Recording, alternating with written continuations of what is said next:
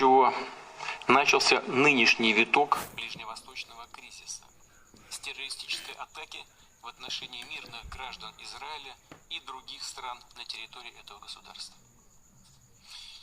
Мы видим и то, что вместо наказания преступников и террористов, к сожалению, стали мстить по принципу коллективной ответственности. Страшные события, которые сейчас происходят в секторе Газа, когда без разбора уничтожают сотни тысяч ни в чем не повинных людей, которым просто некуда бежать, негде укрыться от бомбардировок, ничем оправдать нельзя.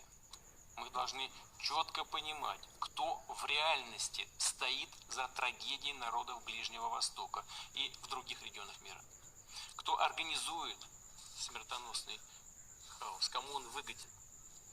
Сегодня, на мой взгляд, это уже стало очевидным и понятным для всех. Заказчики действуют в открытую и нагло. Именно нынешние правящие элиты США и их сателлиты – главные бенефициары мировой нестабильности.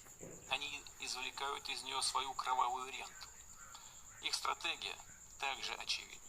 США, как мировая сверхдержава, все это видят, понимают, даже по тенденциям мировой экономики, слабеет, теряет свои позиции.